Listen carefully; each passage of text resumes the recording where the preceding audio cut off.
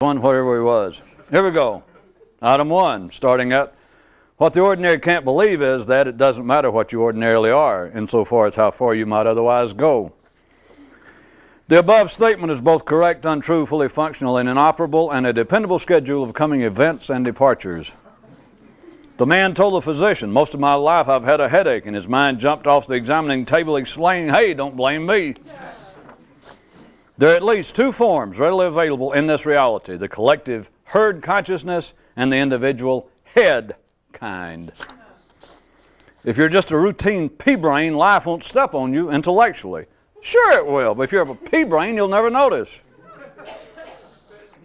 A little item from the music scene. One guy's latest release is entitled, I Can't Let Life Drive Me Crazy, which just happens to coincide with Life's latest. Sure I can. You can. Sure you can. Well, his was, I can't let life drive me crazy, and life's is, sure you can. All right. One day a couple of planets were talking, and the first one said, how's it going? And the second one replied, real nice, mechanically and predictable, just like it should be. How's about you? And the first one said, well, all right, I guess, but I've now got these creatures running around who can think, and the main thing they seem to think about is how they shouldn't be so mechanical and predictable. And the second world gasped, are you serious? And last latest release is, sure you can. In this world are 2 groups, the thinkers and the behaviorists. They're both in favor of change, but one bunch is shooting blanks. If guilt was of any use to an intelligent man, we'd all be perfected as soon as we spoke. The proof that the dumb don't know how dumb they are is the fact that if they did, they'd raise a stink about it. There's certainly major disturbance causers in other areas, but never about this specifically. Surprise, surprise. As soon as he awoke every morning, one man found his mind already running full speed. You call that a fucking surprise? Archaeology, unnerved. In this universe, God's name was originally Autopilot, but it was too long for the marquee. Tip! Don't ever assume that your mind is this universe and that the above could be applicable, or you too could be unnerved. Look sincere.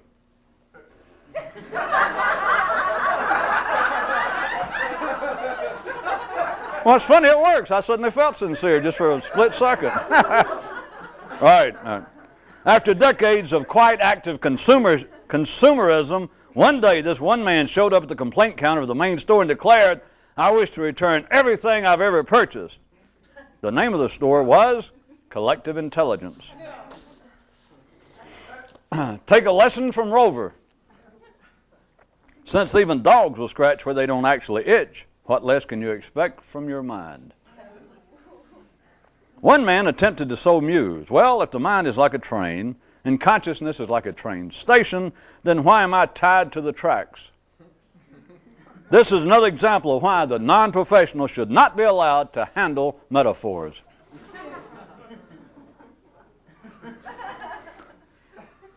The reason that the social sciences, such as psychology, sociology, and economics, cannot engage in predictions with the same degree of success as can their harder counterparts, physics, chemistry, and the like, is because, unlike their brethren, they seem unable to see life itself as at all alive. A man asked a genie, if I gave you one wish, what would I want?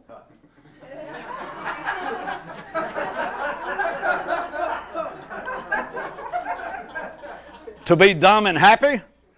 Or curious and sappy? Or just be me and still feel crappy? And damn, the fairy did not know.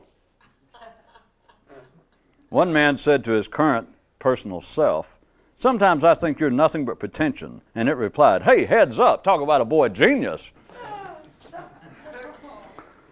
The news and more. Headline, musicians from 5 states, including intoxicated, are expected to attend. Analysis. Certain expectations themselves can prove disappointing. Another way to keep from being more conscious. As long as you believe you're lost, you'll use up most of your time trying to get back home. Hey, don't thank me. It was either tell you that or shoot you. And now, this note. Men can call it anything they want to, but a consciousness that is not independent of thought is not the one I am talking about. A mother told her daughter, being dumb is its own reward if you're stupid to begin with. The fact, no talk, no evil. Too simple, I don't believe it. Facts are like that, you know. The way the routinely civilized keep from going crazy is by believing that they must first worry about and straighten out civilization before ever giving such attention to themselves. As long as I'm my brother's keeper, self-upkeep remains the cheaper. Or this reprise. Bullets to the brains eases paper cuts pains. The juice that runs life runs man, but men take it personally. Of course, they're supposed to. But still. Another curio from the files of the city. Many of those in constant sorrow love to sing about being in constant sorrow.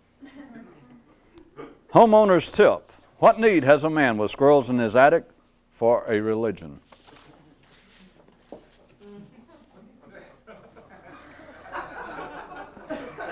Those who don't understand anything never believe anyone else does either. One man who used to shower alone with commas and semicolons one morning said to himself, "Where did all of this water come from?" So, in conclusion, I'd like to say, see? Save for the light in his own head, nothing leads man, nothing ever did. See? Foreverness and the more conscious man. Anything a more awakened man undertakes to do permanently, he does on the UFN basis until further notice. Alert, travelers alert. The stomach's a terrorist, and it's going to take the brain along with it. Cattle news. As herds become verbal, they become institutions. But they're still just herds. The dumb have more fun than anybody, but the problem is they don't know that they do, and they don't know that they could have even more. One man was his own motivational speaker, but oftentimes he'd only show up at the lectures because of the free chow of promises, threats, and guilt. A man thought, I don't like a certain nasty turn that life has recently taken. And life asked, and which nasty turn might that be, my boy? And the man replied, you giving birth to me with this mind you gave me. And life good-naturedly laughed and went on about its business as usual. Religious philosophy distilled to digest form. We're all born pea-brains, then we slip. And a fellow scrunched up his forehead. But if I quit thinking about what everybody else thinks about, what do I have to think about? Definition. The collective intelligence of man. Just something else to worry about.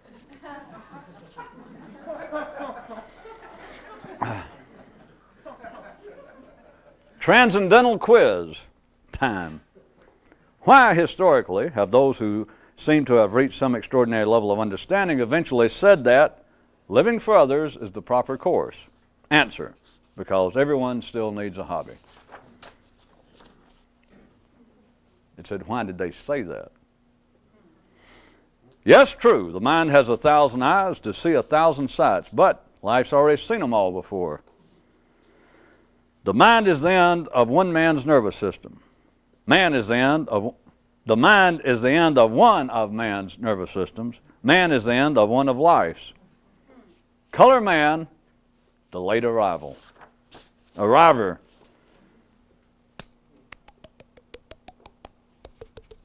One fine morning, one man looked directly at the sun by way of his bathroom mirror and sang out, I can eat, I can sleep, I can screw and run. What more should I ask of being alive? And the skies replied, why, nothing. Nothing else at all. Even on the last day of the week, there are birds who, when frightened by the sound of cats, still turn temporarily religious. One man's civil, educated, mind-body connection said to him, don't waste your time looking. There's no such thing as a rectal mirror. And the all-star, all-city choir raised high their joyful voices. Aren't we glad? Indeed, we glad. Fact, there is no consciousness but independent consciousness. All else is simply mind consciousness. Now time for a short break while we bring you this important announcement. Everyone's more conscious than they think. And now back.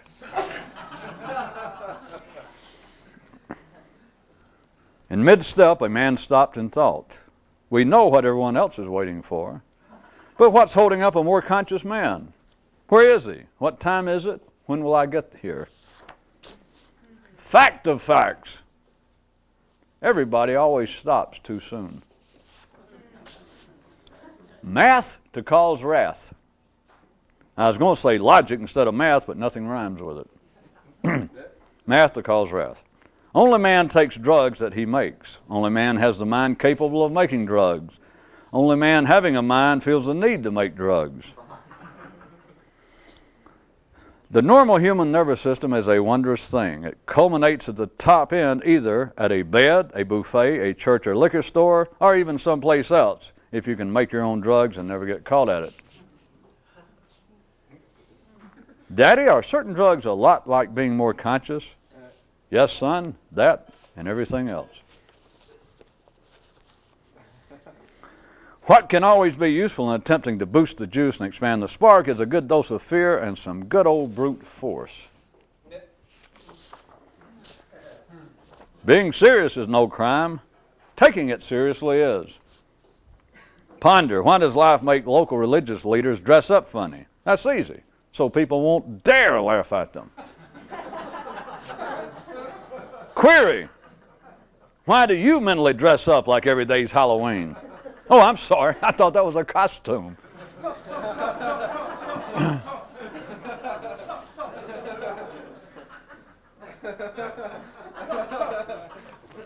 Ad lib time. Ah, but would the clearing of the mind be as easy as the wiping away of sweat? Mr. Boswell, write that one down. And don't take it to the bathroom with you again. As soon as his mind came staggering in, it said, I know, where have you been?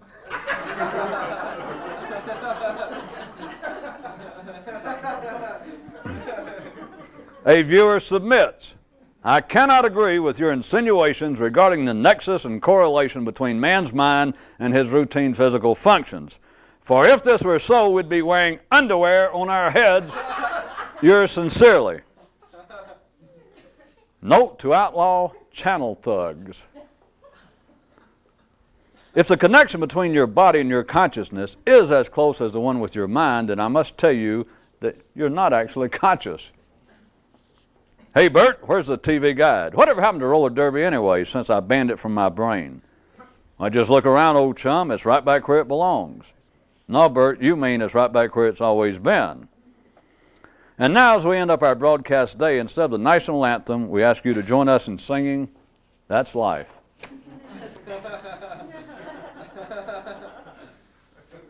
One interested party finally reflected to himself, why starve the body to calm the mind? Is there not perchance a more direct approach? A useful tip via definition for those forced to take an apartment here for the next few years. Learned morality. Cracks in the ceiling.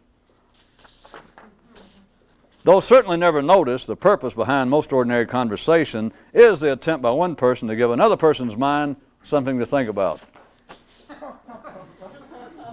During times of chill, one man would fill the holes in his teeth with silicone weather stripping so as to keep the wind out of his brain.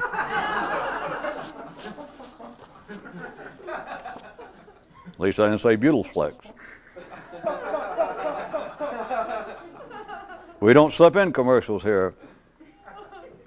Mundane mystics run the reoccurring risk of trying to catch a rat while believing that they must first let one in from without. Yeah. One man said to himself, "If I need your help, I'll ask for it," and had no response. Yeah. There are still many marvelous things a closed system can do, but sitting in its own lap in a wet diaper is not one of them. A man of independent mental means can afford extended connotations for such concepts as rats, diapers, mystics, and systems.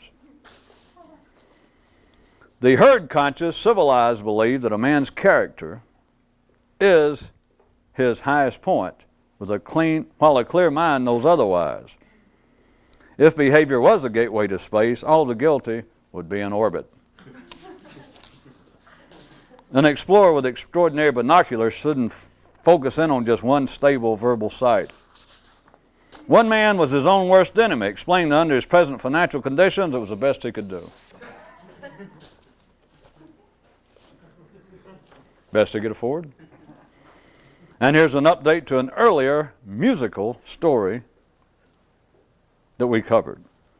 Life contacted me to say that while it's true that man's main theme song is "That's Life," life's is "I Did It My Way."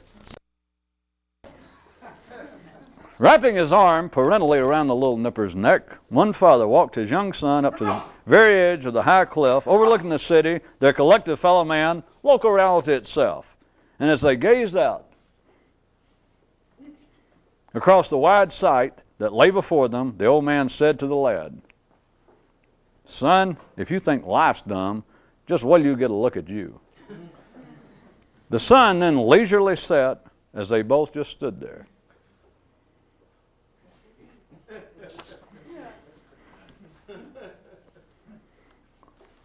What is one of the grander definitions of being civilized? Okay, I'll tell you. It's treating man as though he is other than he is.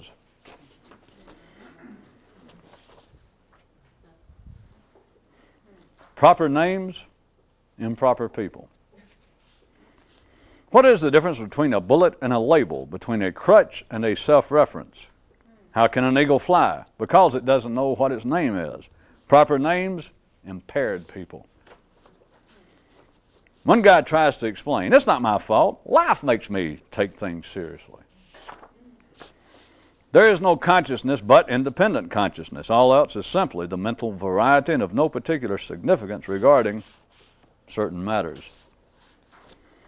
A man thought, "I guess just for my own mental satisfaction and well-being, I should once and for all decide which is the dumbest, politics, religion, education, or me."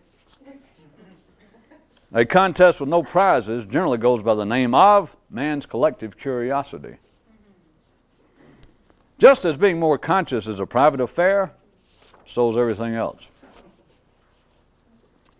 The true slaying of the ego, so oftentimes by man spoken of, refers not to the vanity of the body, but the prejudice of the mind.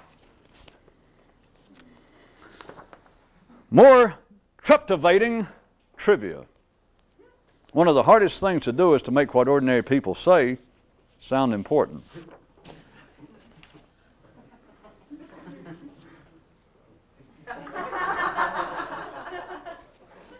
Thought I had that sincerity thing down for a minute. Encouragement for those who don't to make any additional effort. The mind is a dangerous weapon, as long as you live in a vat of peanut butter. A father said to his son, "Even stupid children are cute to their mothers, which is why you eventually got to become your own parents to escape it." After years of mentally dreaming, plotting, and stumbling in the general direction of some increased consciousness, one man finally said to his mind, "Either do it or shut up about it." Reality was free from theory until man appeared. Now he exemplifies it. What the mind is, its history and construction, a succinct survey. The mind is whatever the mind creates. Sort of. A certain father assured his son, "The dumb are just like the rest of us. They just talk louder." One man told his mind, "The dumb are just like you and me, except they listen to you." All questions regarding ontology, epistemology, cosmology, theology, and every other damn kind of ology, totally explained briefly. The purpose of man's existence is the proof of his existence. Although it is not actually the mind that is liberated, one must have the mind to be freed from something. Some showbiz news from out on the plains. No matter how he's dressed or what he's called, a man without his own material is a cow. City intellectuals, the homeless, deserving of no pity. Collective intelligence, the homeless who will destroy you. You can lead a mind to consciousness, but you can't make it understand what's going on. Quiz time again. A guy looked at life and said, "Okay, I give up." Excerpt from the Cow Patty Handbook. Humor aimed at the herd is seldom enlightening. Though the body breathes, those who do not rouse themselves mentally are already dead. The collective herd consciousness of man is always in a tangle and on a ramble, which is then reflected in each individual's mind. A herd has 1,000 eyes, a real man one. What is the difference between an uncivilized, unrepentant gangster and a more conscious man? Neither one of them gives a damn, but the conscious man doesn't do anything about it.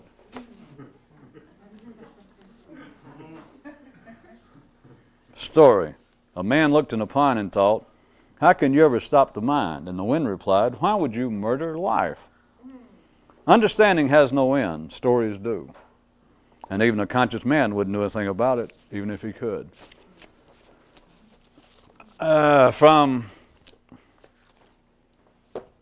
all kinds of stuff we've been talking about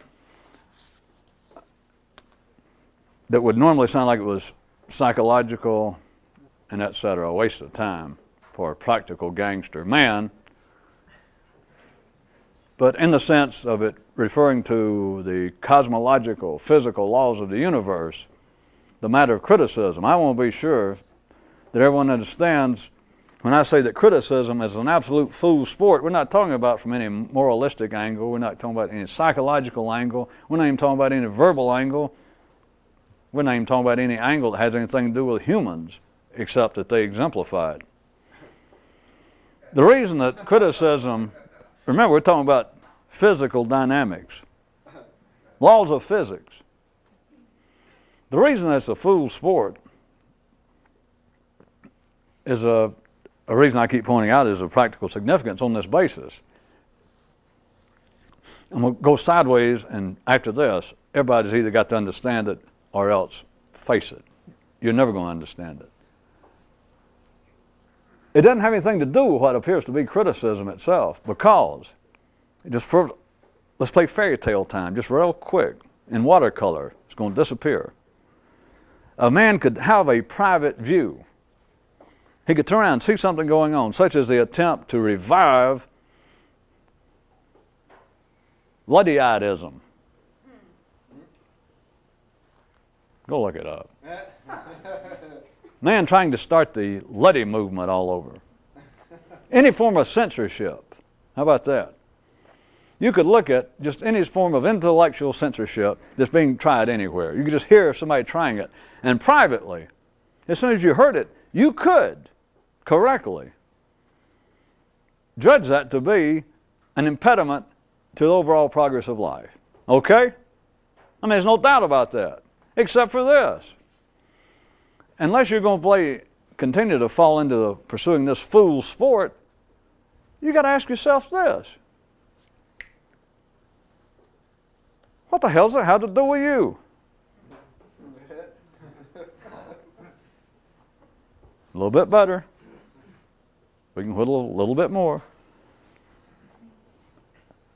You see, as far as words go, we'll give it to you, that you are seeing correctly that any form of attempted regression, of Ludditism, trying to say, well, we've progressed far enough, no more people, no more progress, it's getting out of hand, You know, the kind of thing that's going on now, it's under different guise, but it's still, Ned Luddy's been revived now as being an ecologist. But anything that, wait a minute, we've got to stop. You know, progress is one thing, but we've gone too far. Anytime you hear that, if you understand anything, you understand that this, if it was actually widespread, if this became a planetary movement, it would be a hindrance to progress. In other words, it would be deserving of criticism, except for this. You getting entangled in it, the question is, what earthly, what possibly, what minute good's it going to do you? And the answer is none. And if you don't understand that, I must refer back, you probably will never understand anything. Now remember, I'm just making all this up because that is, a man who understands anything, all of that was worth a split second. You understand? You can have it every way, not just you can have it your way, you know, at McDonald's, and then go across the street and have it like Burger Doodle's way, and then go down the street to the Colonel and have it his way. You can have it everybody's way. That is, you can look and see, well, wait a minute, this kind of regressive, sensatorial attitude toward life in general that some people have, if that really took off, that'd be bad news. In other words, that's deserving of criticism, except for this. By you getting entangled in it. Even if you understand the reason I bring this up, that we could say there is some valid basis that is worthy. That should not be. Remember, all this is watercolor, and I'll deny it later. But you could say, by God, that is an area worthy of criticism. Right. Except for this. You saw it? Okay, we'll give it to you. What goddamn good's it going to do you? It's not a theoretical question. You've had 20 or 30 more years to know. And the answer is none. Unless you're hard up for a hobby. And that's your hobby. Remember this, life's going to look after itself. It's up to you to look after you. If life's going to get out of hand, if life's going to allow man to get out of hand and destroy the planet, or for regressive, fascist figures to take over the politics of our country or the world, if life's going to let that happen, do I have to point out the obvious to you? You're not going to stop it. We're talking about you now. I'm not talking about everybody else because they got to believe it, because it may need to be stopped, and therefore they got to be out there in the trenches doing it. I'm talking to you. Are you going to stop it? No. Now, if you got any sense, you're not going to say otherwise. You can't even stop smoking. You can't stop drinking. You can't stop being mad. You can't stop being you. Yeah, but that's all right. Remember, that's one of the signs of being civilized. Truly, it is. Is to feel as though, well, I've got to worry about and straighten out my fellow man before, just being the humane, insightful person. Before I'm so selfish to start looking after me. No, let's save the world. And they're supposed to. But remember, I'm talking to you. I'm not talking to them. But you got to be an idiot. No, worse than that. You got to be dumb. You got to be ordinary. You got to be middle class. You got to wear a suit and tie and have a wife and kiddies and, Jesus, I don't know, drink Ovaltine. And read the National Review stuck inside the National Enquirer, or vice versa. I mean, you got to be bland. You got to be beige. You got to be the kind of person that, when you were born, you had to put down a security deposit, and they're never going to give it back to you. Forget it. But you do follow.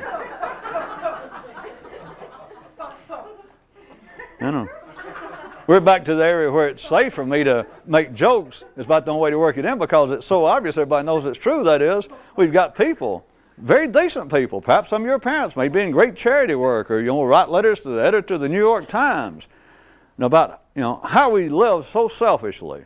Especially those a bit more privileged who finish high school and have a decent job, a little extra money. And look at the poor, what's going on in the world. They discovered that there are people hungry in the world. People that do not have a color TV. Just all, the sorrow in the world. And they say, it is our duty before we be selfish and look after ourselves, to save other people, to help other people. And you think about it a second, and you know. You can't change yourself. You can't save yourself. I mean, you get a paper cut on your tongue from licking a snout, and you run to the emergency ward.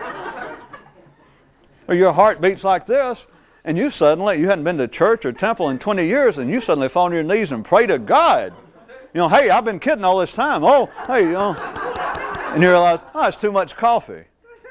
Well, you understand, in other words, you are as helpless. That's just a word, and I'll deny it. Written watercolor. But you cannot control yourself. You can't control your DNA. Not if you're ordinary, and especially extremely ordinary. That is civilized, sophisticated, educated. But notice, that very same aspect that is at the front row of civilization marching along at the collective level, that same, right there, those people right up front, they will say, it is our duty to help life, help our fellow man, help the planet, help life itself before we look after ourselves. That is a sweet deal. Those of you that hadn't really gotten it since I've done it twice, it's like the distraction. A bullet to the brain can ease paper cut's pain.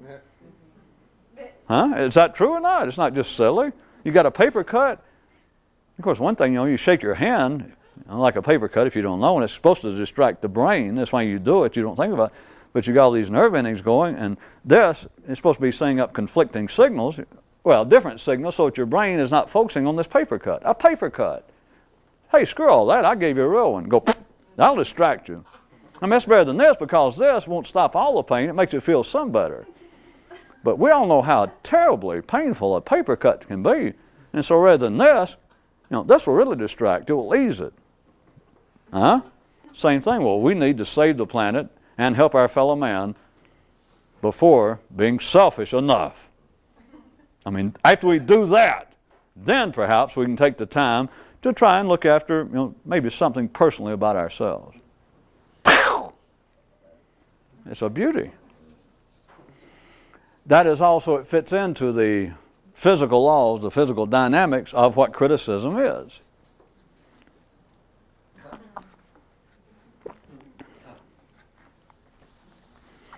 If you cannot face the fact,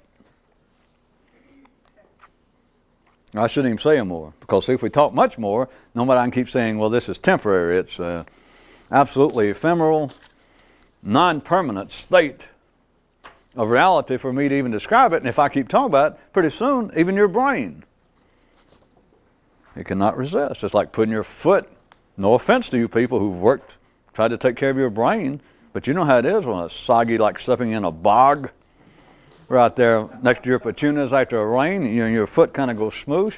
I can keep saying, now wait a minute, this is not permanent, this is just talk. Don't.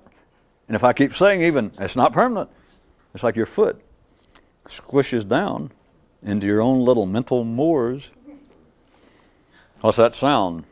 I thought somebody heard the hound. Okay. Did it get too far off?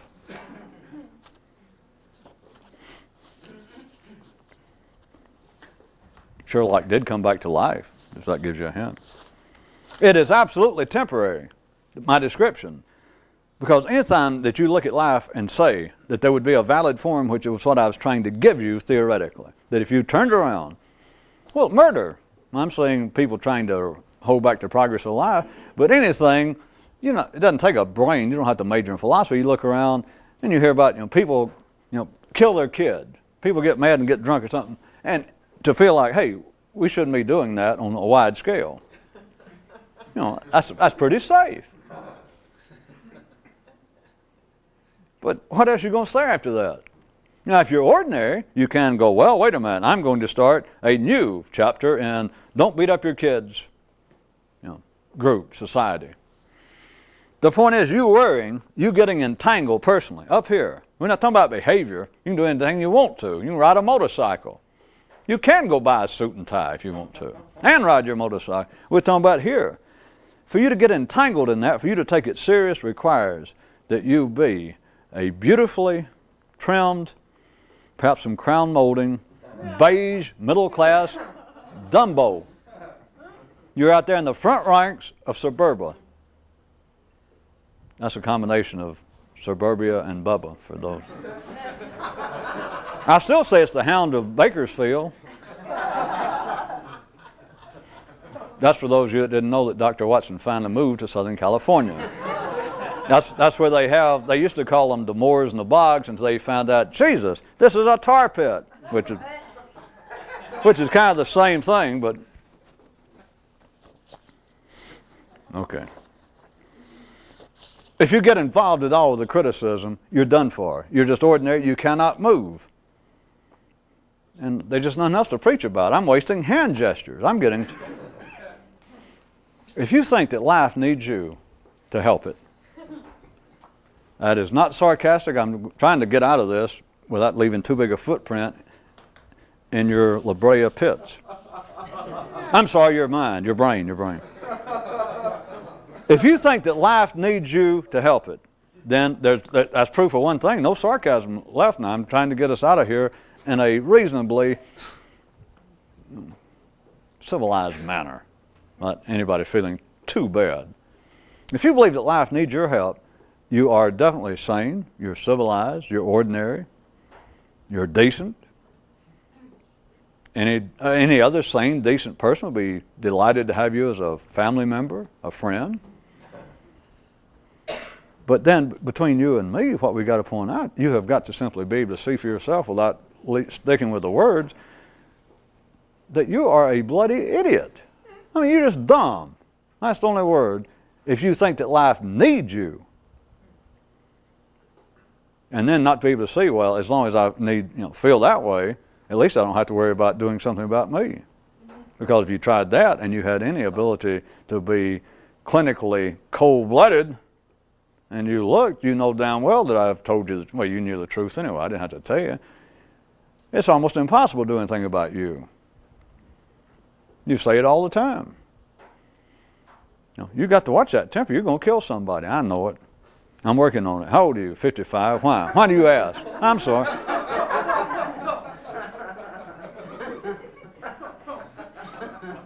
You can just barely, and once you begin to see also the other kind of things I point out, even though I point out that God's name originally here, as far as names go, was autopilot. You got to see. You've run your whole life. It's been autopilot. It's a miracle once you get just periodically you get little, let us say, objective, independent glances, and it's a damn miracle that you get from here tonight home. Because once you become a little more conscious beyond the mental level, you realize that you too, let's don't blame it on God, you are little autopilots. I mean, the Bible or somewhere said that the gods made you in their image. They didn't shoot blanks. And you start thinking back, well, goddamn, I'm never conscious. And yet I go home, I have an important job, people listen to me, I make decisions, I look off and I'm thoughtful, and I'm half dead. Half dead is kind of, charitable. And once you realize that, then you also understand the personal nonverbal, we'll call it folly, because I know people don't like to hear themselves being called dumb, to believe that life could be in need of help, and specifically of yours. The only way you can go with that is to realize, boy, it hurts when you get a hangnail, but I know how to cure it. Well, I know how to ease the pain. Shouldn't call it a cure. Even you're not that dumb. I just know how to ease the pain. It always works. Yes, I can see that life at times runs a precarious course. I can no longer stand idly by. I cannot simply be a spectator to life. I must get in there and help.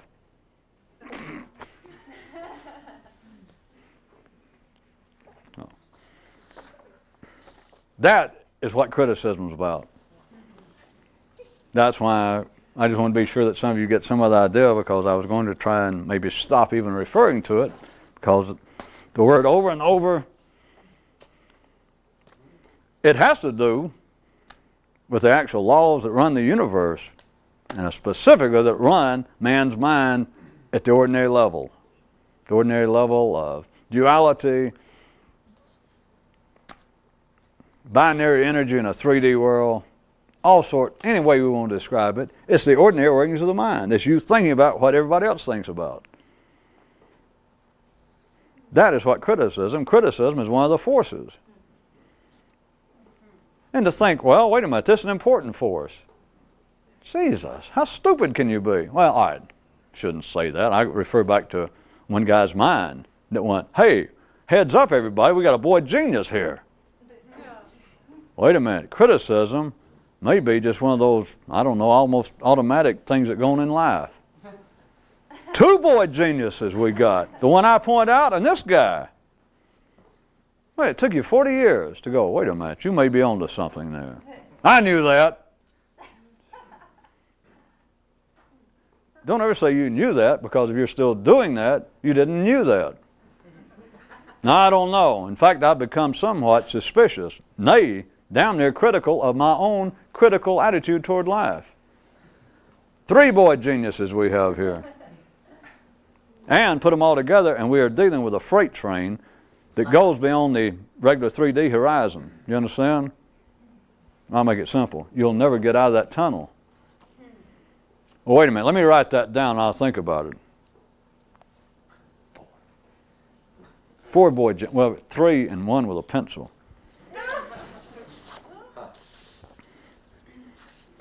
To end that story, life can look after itself. Everybody can agree to that. You look after you.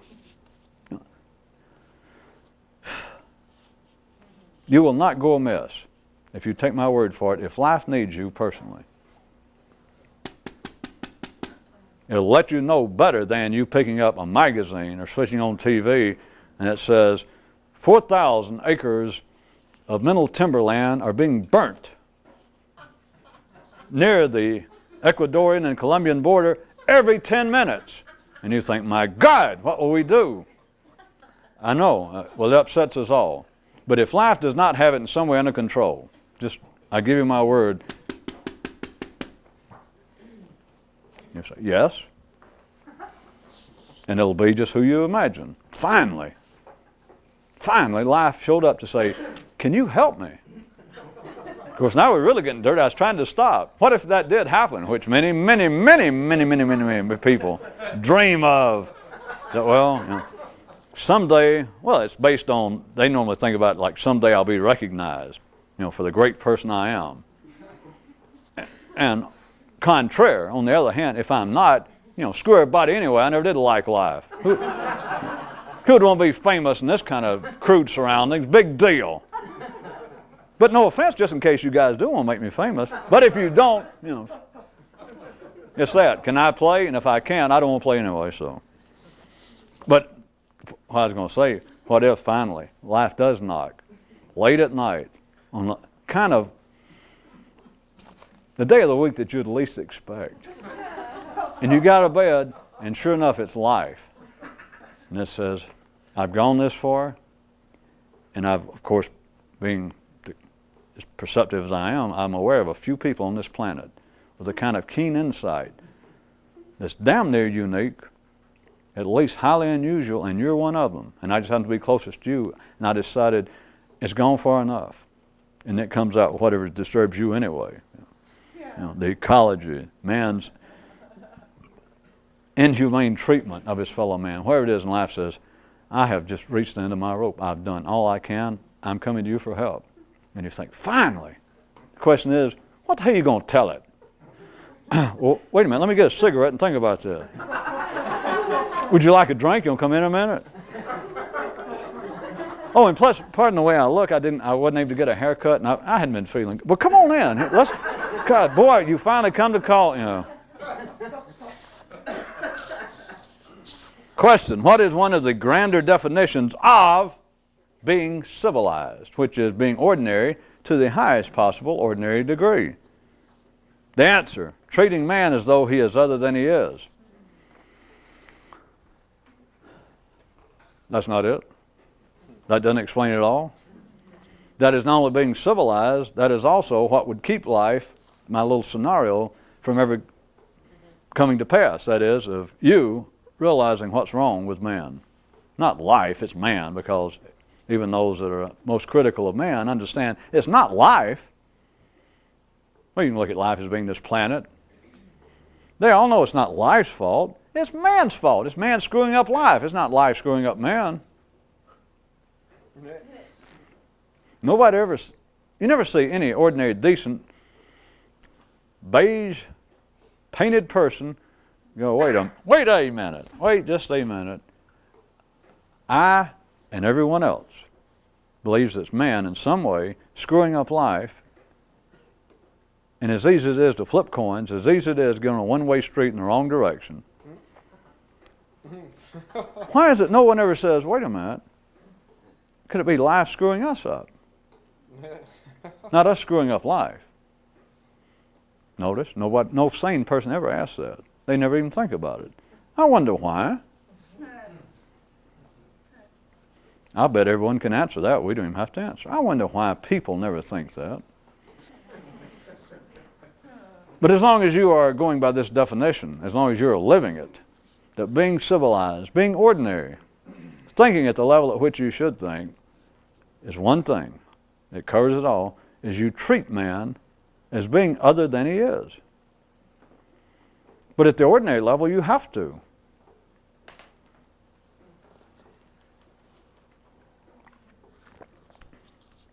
If you treat man, if you go along with the way in which life has set you in motion, intellectually, and you treat man as being other than he is, and you can hear what I'm saying, which is not that complicated, if you do that, then explain to me real quick,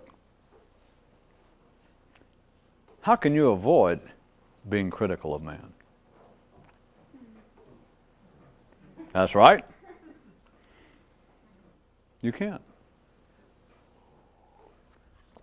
What if you get selfish, though, and you treat what appears to be, may I say, you as being other than you are, then how can you refrain from being critical of you? That's right, you can't. And a man critical of himself, no matter what else may happen, will at least always hold some semblance of what? A union card. No, being civilized. You don't remember the game? Look ashamed. All right. Good. Now look civilized. Okay, a tricky one. All right.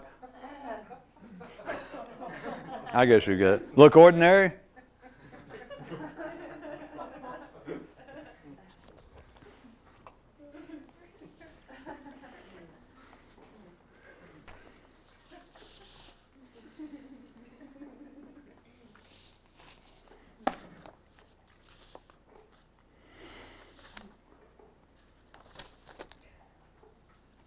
Do do do. Do do do.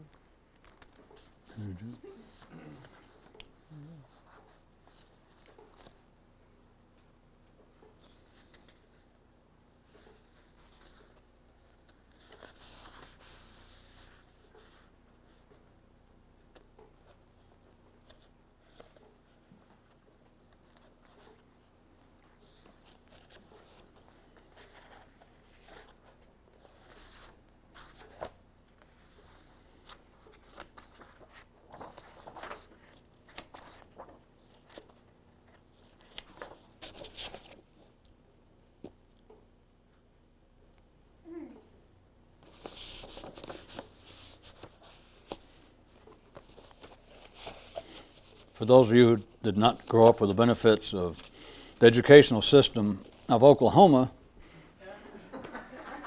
did you ever hear about the guy that when he had to count to 11 had to put his hands in his pockets?